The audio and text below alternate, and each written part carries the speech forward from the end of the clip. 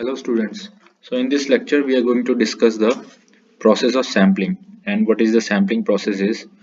So we have this continuous time signal ft. So it is continuous in time. So जो sampling process होता है वो actually हम इसको derive करते हैं कि जब भी हम एनालॉग से डिजिटल कोई भी सिग्नल है अगर हम कन्वर्ट करते हैं एनालॉग से डिजिटल तो बीच में तीन प्रोसेस होता है। तो पहला होता है सैम्पलिंग, उसके बाद आएगा आपका क्वांटाइजेशन और इसके बाद आता है encoding. But for this lecture we are going to study only this sampling process. तो ये sampling process जो होता है ये क्या करता है, सैंपल कर देता है जो कंटिन्यूस टाइम सिग्नल है। तो सैम्पलिंग से आप जो अचीव होगा आपको को कंटिन्यूस टाइम सिग्नल है तो आपको डिस्क्रीट जो सिग्नल हमको अचीव करते हैं हम, तो जो डिस्क्रीट सिग्नल अचीव करते हैं वो आफ्टर सैम्पलिंग है। डिस्क्रीट सिग्नल क्या होगा, सपोज करो इसका सैम्पलिंग की है हमने, तो इसकी अगर सैम्पलिंग की तो एक पर्टिकुलर इंस्टेंट ऑफ टाइम में, एक पर्टिकुलर इंस्टेंट ऑफ टाइम में जैसे सपोज करो T1 है, ये T2 है, इस टाइम ऑफ इंस्टेंस में इसकी क्या वैल्यू होगी वो हम सैम्पलिंग के थ्रू पता कर सकते हैं। जैसे अगर ये T1 है, ये T2 है, तो ये कुछ एक सैंपल यहाँ आ गया, एक सैंपल यहाँ आ गया, एक जीरो में ये सैंपल आ गया। इस तरीके से कुछ सैम्पलिंग के बाद हमें जो ये जो सिग्नल है ये ऐसा दिखेगा।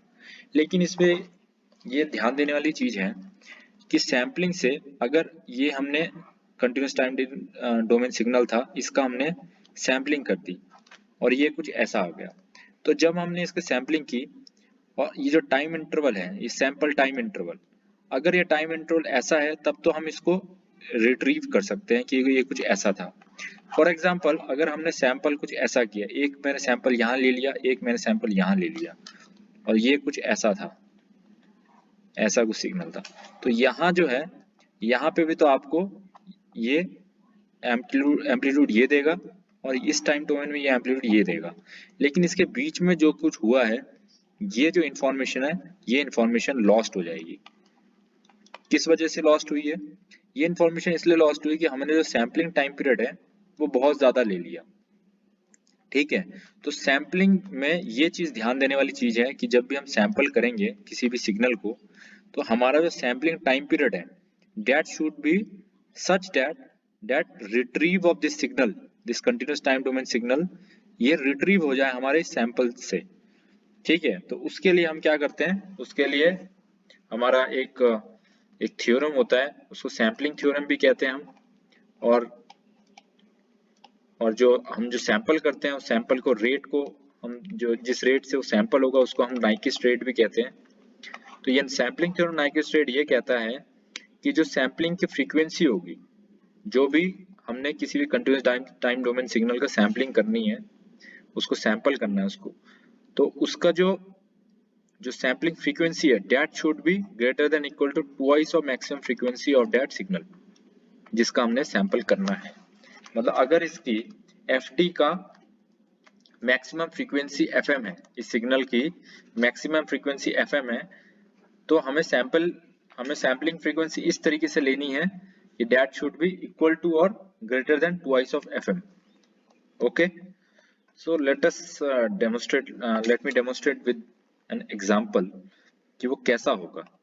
तो सपोज करो आप कोई टाइम डोमेन सिग्नल है, ये ft है और इसका कॉरस्पॉन्डिंगली आपका जो फ्रीक्वेंसी डोमेन सिग्नल है वो सपोज करो वो कुछ ऐसा है, minus omega M to zero omega.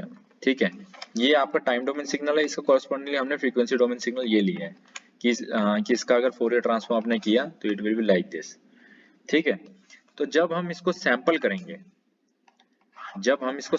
Sample में क्या होगा, यहाँ पे जो भी आपका वैल्यू है वो एक इम्पल्स के फॉर्म में आ जाएगा, कुछ इस तरीके से अलग अलग इम्पल्स के फॉर्म में आ जाएगा। ठीक है, ये इस तरीके से कुछ इम्पल्स के फॉर्म में आ जाएगा।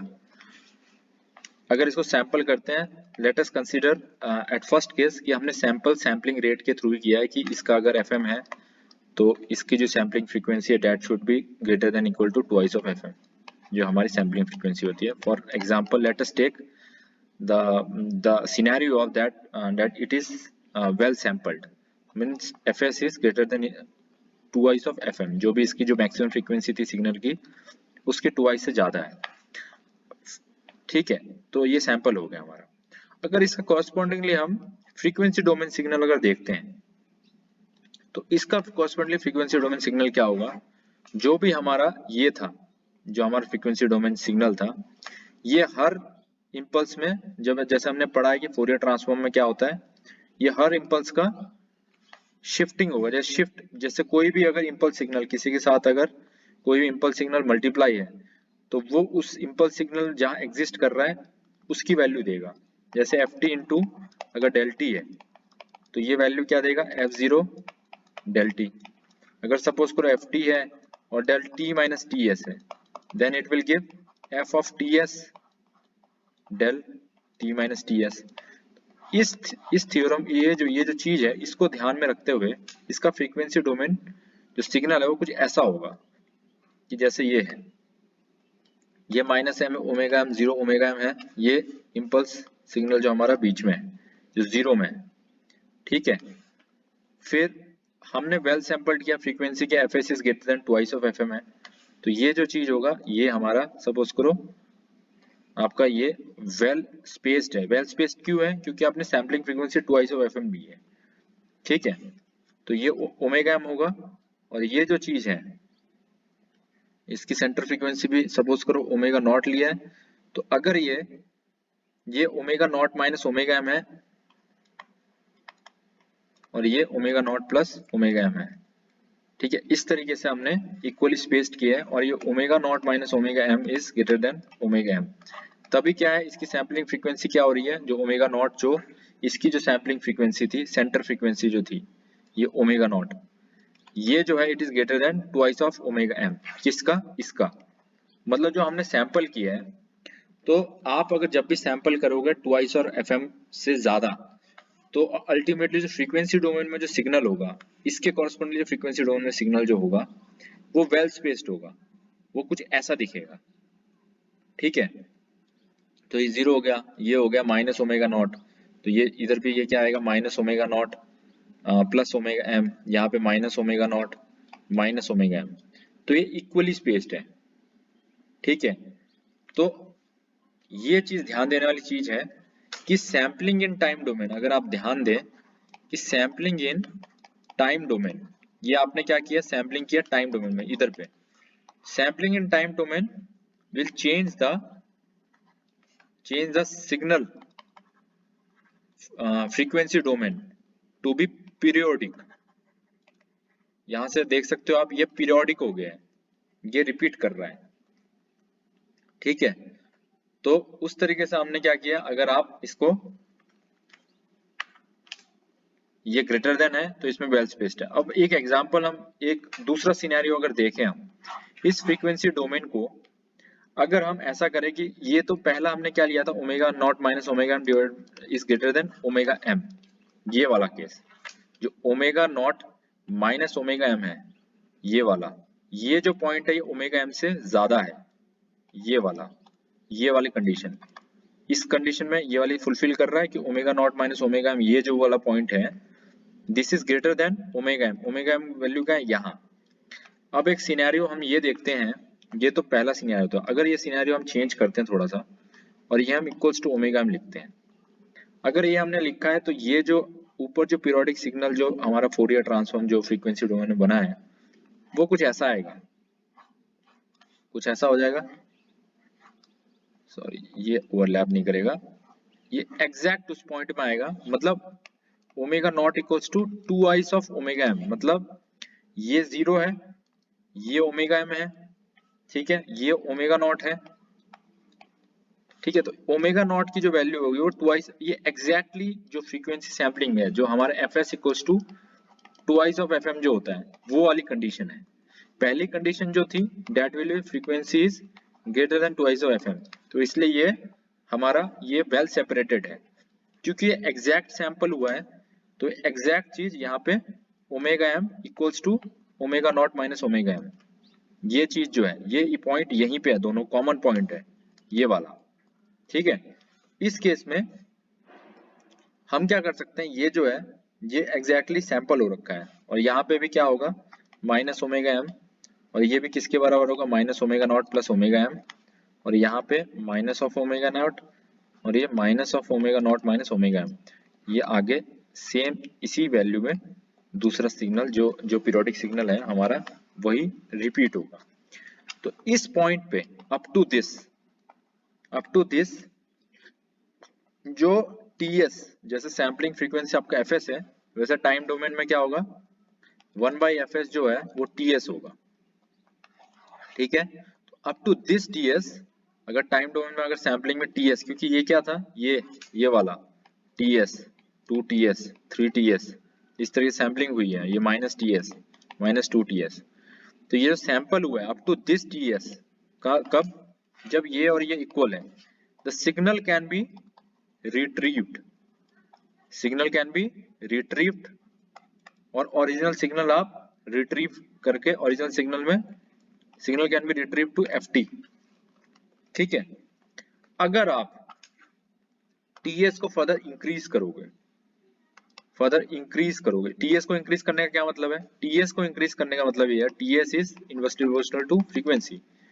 तो तब क्या कर रहे हैं आप, फ्रीक्वेंसी को कम कर रहे हैं, टीएस को बढ़ा रहे हैं। इसका मतलब इस केस में अगर आप टीएस और बढ़ाते हैं, जैसे अप टू दिस, ये टीएस जो इधर पे जितना टीएस है जो फ्रीक्वेंसी है वो एग्जैक्टली सैंपल जो F S equals to 2 of F M का कंडीशन है, यहां तक तो आपको रिट्रीव हो जाएगा सिग्नल। लेकिन बाय द वे अगर आपको रिट्रीव करना है सिग्नल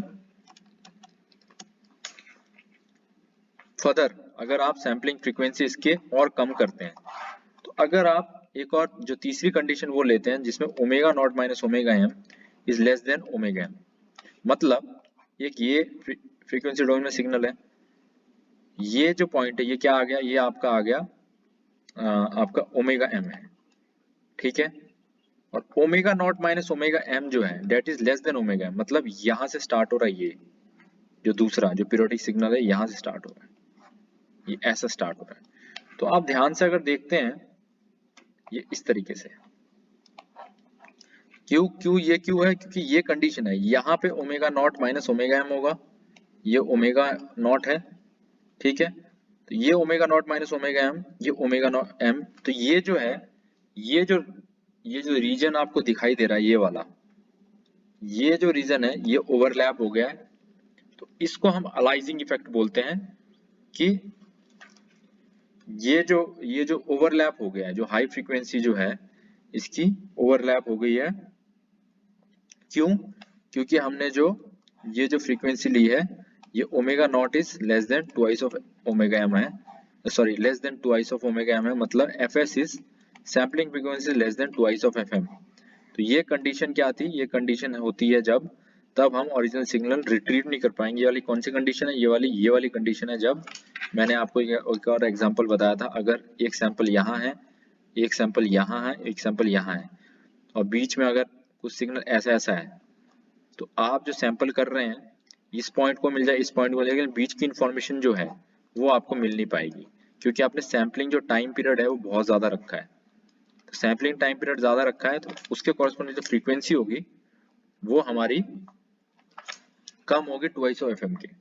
ठीक है, तो इसको अगर फर्दर आप देखेंगे तो ये कुछ ऐसा आएगा, जो आपकी इंफॉर्मेशन आपको मिलेगी वो कुछ इस तरीके से आएगी, ये वाली, ये जो है ये ऐसा आएगा इस तरीके से कुछ, और ये क्या हो गया, ये दोनों ओवरलैप हो चुके हैं ये वाले, तो ये इंफॉर्मेशन लॉस्ट हो जाएगी। और ये जो ओवरलैपिंग हो रही है it is known as aliasing effect. और ये कब होता है, ये तब होता है जब आप सैम्पलिंग फ्रीक्वेंसी जो है ट्वाइस ऑफ एफएम से कम रखेंगे, और अगर आपने कम रखा, अलाइजिंग इफेक्ट हुआ, तो एफटी कांट बी रिट्रीव्ड। अगर आपने सैम्पलिंग कर दी है less than twice of FM में, तो ये ओवरलैप की वजह से कभी भी एफटी जो है वो रिट्रीव नहीं हो पाएगी, और ये लॉस्ट हो जाएगा जो सिग्नल है एफटी। ठीक है, तो इसके लिए ये जो तीन कंडीशन हमने पढ़ी, इस तीन कंडीशन से हमें क्या पता लग रहा है सैम्पलिंग के बारे में। सैम्पलिंग आपको समझ में आया, सैम्पलिंग किसको बोलते हैं, सैम्पलिंग होता है कंटिन्यूअस टाइम डोमेन सिग्नल को एक सैंपल्ड, उसके सैंपल्ड वर्जन में उसको कन्वर्ट करना। जैसे ये है, ये एक सैंपल वर्जन है, तो सैंपल वर्जन मतलब एक पर्टिकुलर इंस्टेंट ऑफ टाइम में इसकी क्या वैल्यू है, और इसके थ्रू इसको रिट्रीव करना है।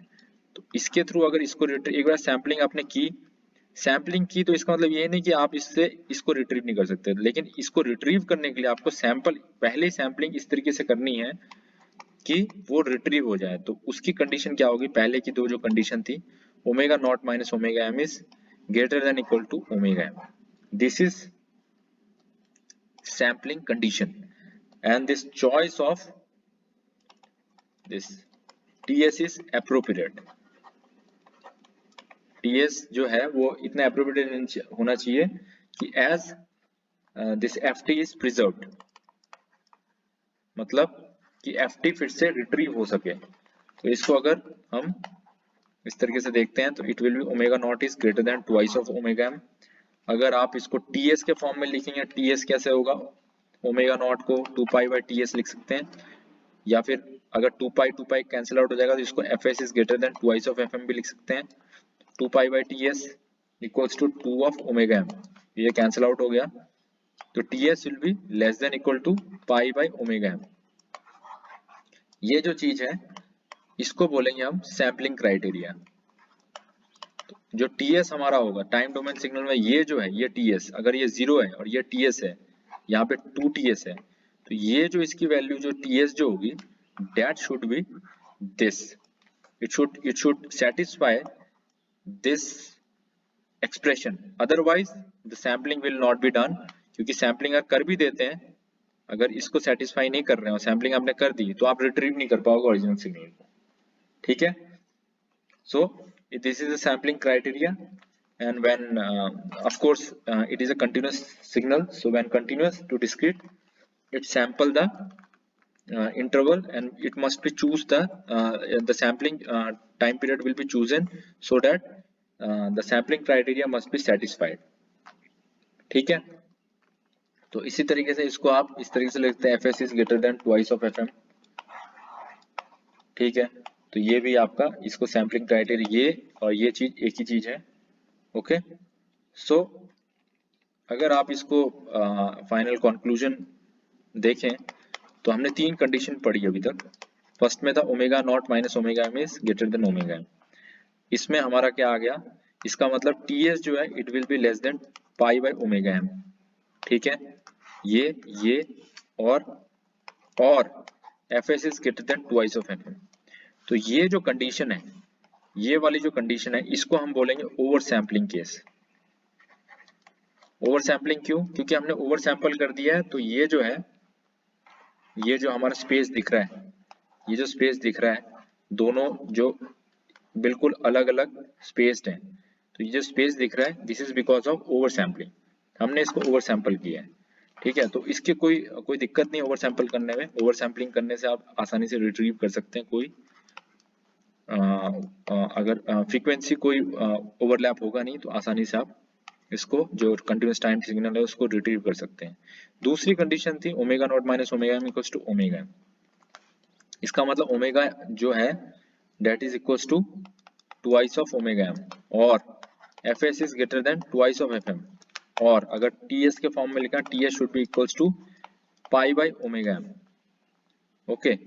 सो this case will be critical sampling case, मतलब क्रिटिकली आपने सैंपल किया है, एग्जैक्ट उस पॉइंट में सैंपल किया है जब तक जहां तक आप उस सिग्नल को रिट्रीव कर सकते हो। अगर इससे ज्यादा अगर sorry this is not equal to, this equal greater than नहीं होगा, एग्जैक्ट इक्वल होगा। अगर इससे आपने कम किया सैम्पलिंग फ्रीक्वेंसी या फिर इससे आपने ज्यादा किया, तो उस केस में क्या होगा, आप सिग्नल को रिट्रीव नहीं कर पाओगे।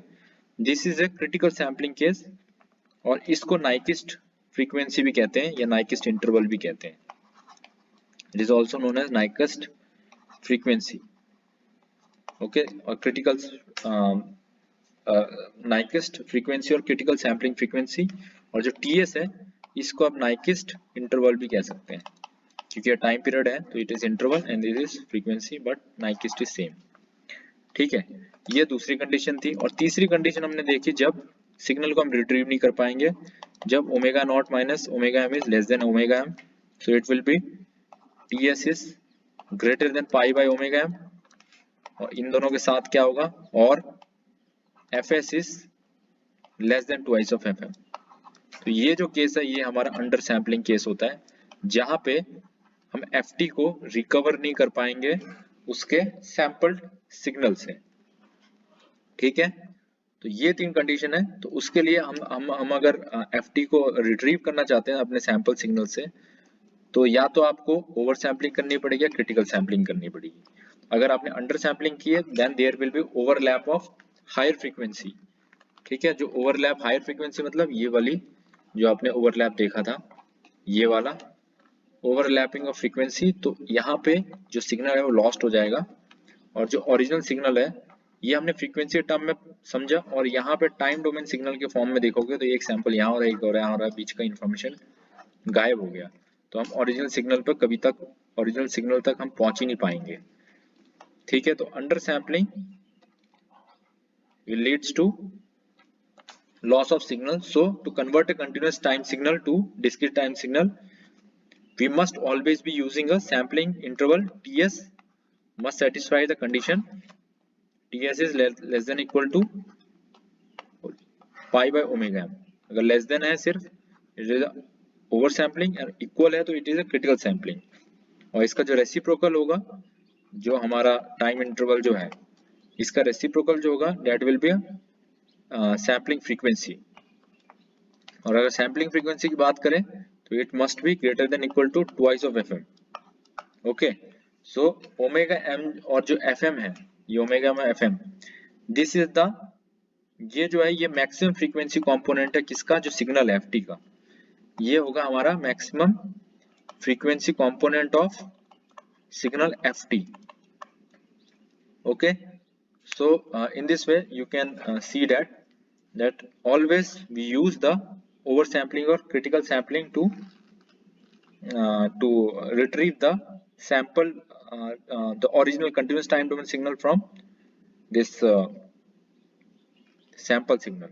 Okay, so we make sure that there must be a adequate number of sample which is called as critical sampling situation, and the corresponding sampling frequency, this fs is greater than equal to twice of fm, or greater than when it is equal then it is a critical sampling frequency, और अगर equal है critical sampling frequency या Nyquist frequency है, और TS को Nyquist interval बोलेंगे, और जब ग्रेटर है तो आप इसको ओवर सैम्पलिंग केस बोल सकते हैं, जब हम मोर नंबर ऑफ सैंपल आपने इंट्रोड्यूस कर दिया, जितना आपका रिक्वायरमेंट थी उससे ज्यादा सैंपल आपने अपने सैंपल्स ले लिए, तो उसमें भी कोई गलत नहीं है, but it is more than that you require. और सिचुएशन थर्ड, जब सैम्पलिंग फ्रीक्वेंसी कम ले लेंगे ट्वाइस ऑफ एफएम से, तो इस केस में क्या हो जाएगा, डाटा लॉस हो जाएगा। और फ्रीक्वेंसी डोमेन में क्या होगा, टाइम डोमेन में तो डाटा लॉस होगा, और फ्रीक्वेंसी डोमेन में there will duplication of higher frequency by lower frequency. ठीक है, which is also known as aliasing effect. So in this way you can see this sampling process. Thank you.